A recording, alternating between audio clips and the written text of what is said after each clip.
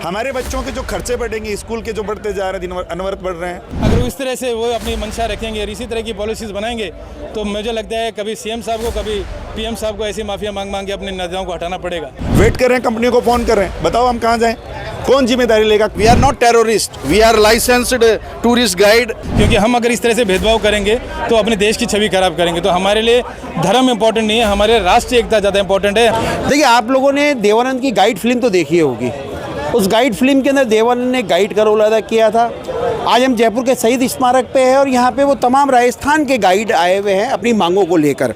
इनकी मांग है कि सरकार इन्हें नियमितीकरण करे, इनके पैसे ज़्यादा दिए जाएं और सरकार का जो एक तरह से रोल है वो इनके तरफ, क्योंकि सरकार ने इनको सरकारी गाइड का लाइसेंस तो दिया, सिर्फ इसके अलावा सरकार ने इन्हें और कोई मूलभूत सुविधाएं नहीं दी आप लोगों को। लेकिन आज हम यहाँ पे शहीद स्मारक पे गाइड जो समाज के जितने भी लोग हैं यहाँ पर, उनके तमाम नेता हैं, उनसे बात करेंगे और जानेंगे कि आखिर ऐसा क्या कारण रहा कि इनको आज शहीद स्मारक पर धरना देना पड़ा।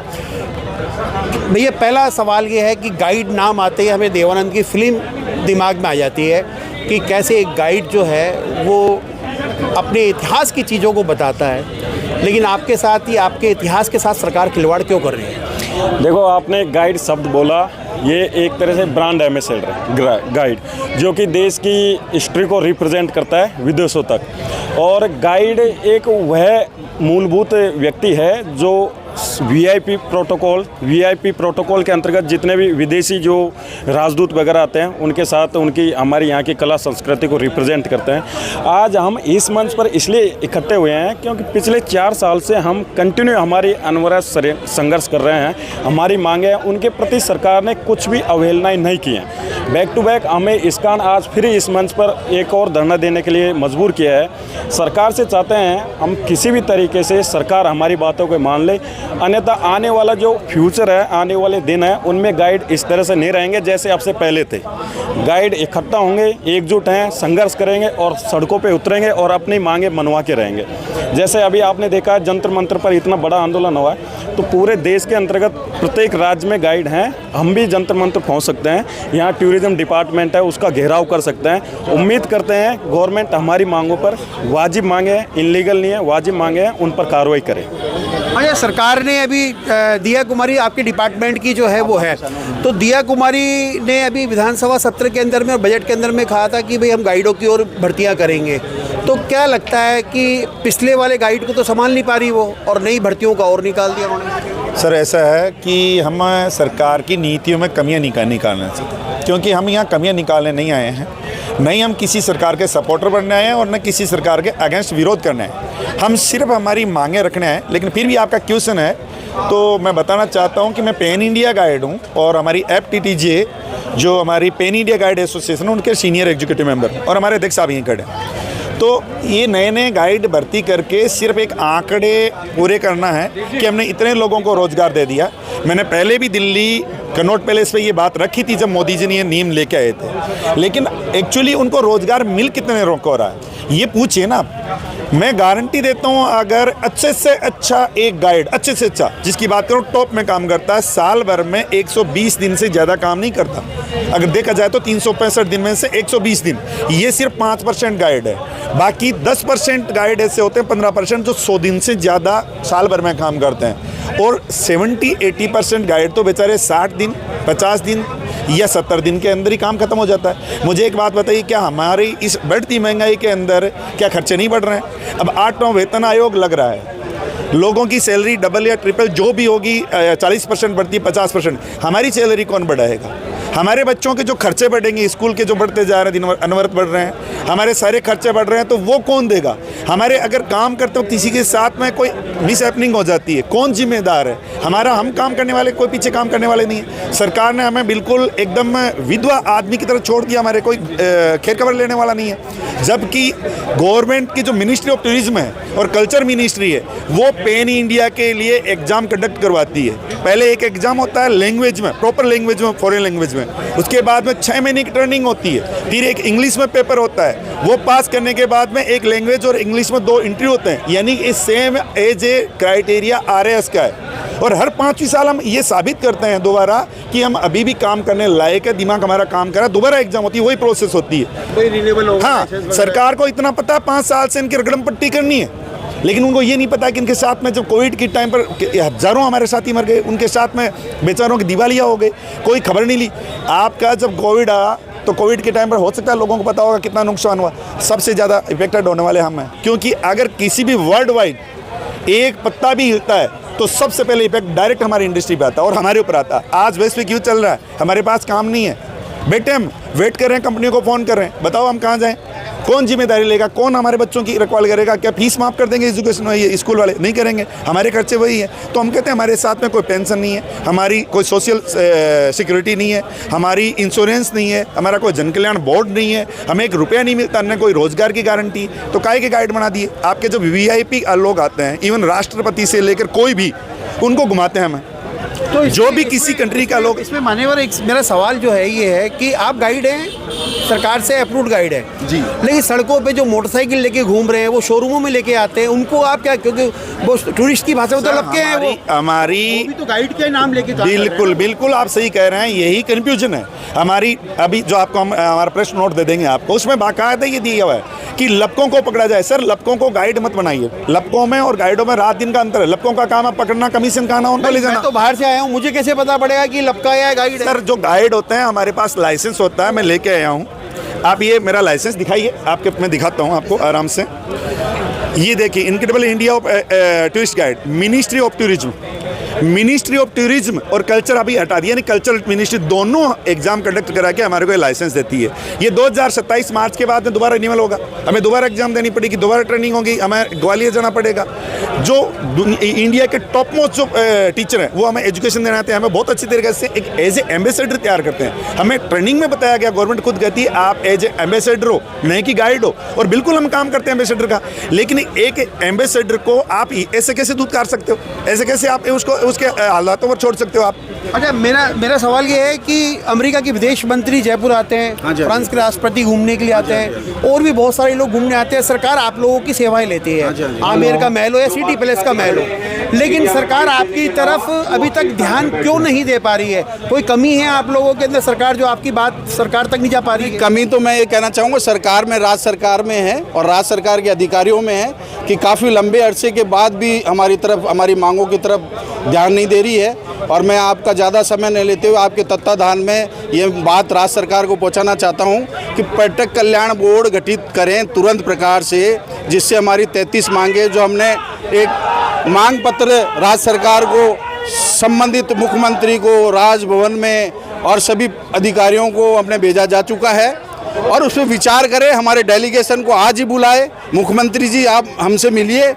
उसमें क्या कारण है? We are not terrorist, we are licensed tourist guide by the government of Rajasthan as well as ministry of India tourism. लेकिन दिया कुमारी तो बार बार जिस प्रकार से टूरिज्म को बढ़ावा देने की बात कर रही है, आईफा का कार्यक्रम करवा रही है, फिर जो 100 करोड़ रुपए खर्च किए तो वो गाइडों के कल्याण पे खर्च क्यों नहीं कर पाई? हमारा यही तो कहना है, वो हमारा सजेशन है उनको भी, और उनके साथ में जो मंत्रिमंडल है उनको सजेशन है कि हमारे बारे में सोचिए।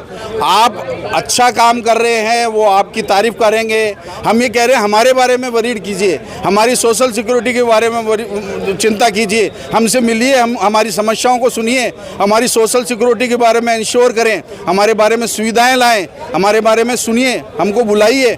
दूसरा मैं कहना चाह रहा हूँ कि तुरंत प्रभाव से राज्य सरकार को पर्यटन कल्याण बोर्ड गठित करे, और मैं हमारे आदरणीय जो कि सिटी पैलेस के अध्यक्ष हैं, आपको इस विस्तार से सिटी पैलेस की अगर बात की जाए तो सिटी पैलेस में बाहर का गाइड अलाउ है? बाहर का गाइड अलाउ है। तो फिर दिया कुमारी क्यों ध्यान नहीं दे रही? टूरिज्म मंत्री तो वही है, वो ध्यान क्यों नहीं दे रही इनकी पे? नहीं, वो तो अच्छा काम कर रहे हैं, दिया कुमारी जी अच्छा काम कर रहे हैं। कहने का मतलब है कि अभी वर्तमान में जैसे ये डेलीगेशन है, अच्छा काम कर रही है, बहुत बढ़िया बात है। आप सिटी पैलेस के हैं, लेकिन एक तरफ तो विधानसभा में 6000 गाइडों की नई नियुक्ति की वो घोषणा कर रही है, जो पुराने 4000 गाइड है उनका कल्याण नहीं हो पा रहा। कल्याण का मतलब है कि जो अभी आज जो धरना चल रहा है, ये जो धरना चल रहा है, आज ये बात निकल करके आई तो पर्यटन मंत्री से मिलेंगे वो अपने को आश्वस्त करेंगे और वो अच्छा काम कर रहे हैं, बिल्कुल सुनवाई करेंगे। अगर जाएंगे तो ज़रूर सुनवाई करेंगे। आप लोगों से कितने दिन से त्रस्त हैं सरकार से? हम इस सरकार से जब से ये रूलिंग गवर्नमेंट में आई है, उससे पहले कांग्रेस गवर्नमेंट थी, अशोक गहलोत जी से भी हमने निवेदन किया था कि हमारी बातों को सुने, हमने धरने दिए। इस गवर्नमेंट में continuously we are approaching to the honourable chief minister, honourable deputy CM as well as the officials of higher authority of the tourism department, but we are regret that they are not taking interest to resolve our grievances. सरकार चाहे वो कांग्रेस की रही हो या BJP की रही हो, जो सौतेला व्यवहार है वो दोनों जगह कायम है। यस कायम है। और उन्होंने कांग्रेस ने काम नहीं किया था, आप देख लीजिए, वो आज गवर्नमेंट में नहीं है। जिस हिसाब से आप कह रहे हैं कि कांग्रेस ने काम नहीं किया तो इस पर बीजेपी काम नहीं करी, बीजेपी भी साफ है इस बार। डेफिनेटली यदि वो हमारी समस्याओं को नहीं सुनेगी, हम पढ़े लिखे इंसान हैं, हम पढ़े लिखे इंसान हैं, we are going to convey the message to the government. If they are not listening, then we will franchise our vote to the interested party. सनातनी सरकार है, सनातन का, हनुमान का, शंकर का नाम लेके तो वोट बैंक, तो आप लोग क्या सारे सनातनी नहीं हो क्या? भाई सनातन हम तो क्या, हम राष्ट्रीय भावनाएं ज़्यादा रखते हैं और हमारे तो क्या, हम गाइड हैं। हमारे लिए देखो इस्लाम भी उतनी प्यार मोहब्बत से समझाना है जितना हिंदुज़म समझाना है।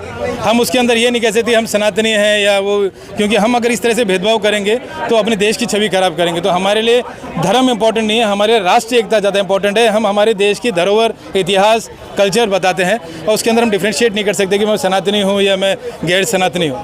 नहीं, क्योंकि सरकार तो सनातनियों का कल्याण कर रही है। आप अगर देखें तो सनातनियों का कल्याण हमने देख लिया, CJP वालों का कल्याण किया ना, तो उन्होंने उनका उद्धार कर दिया। अगर वो इस तरह से वो अपनी मंशा रखेंगे और इसी तरह की पॉलिसीज़ बनाएंगे तो मुझे लगता है कभी CM साहब को, कभी PM साहब को ऐसी माफिया मांग के अपने नेताओं को हटाना पड़ेगा।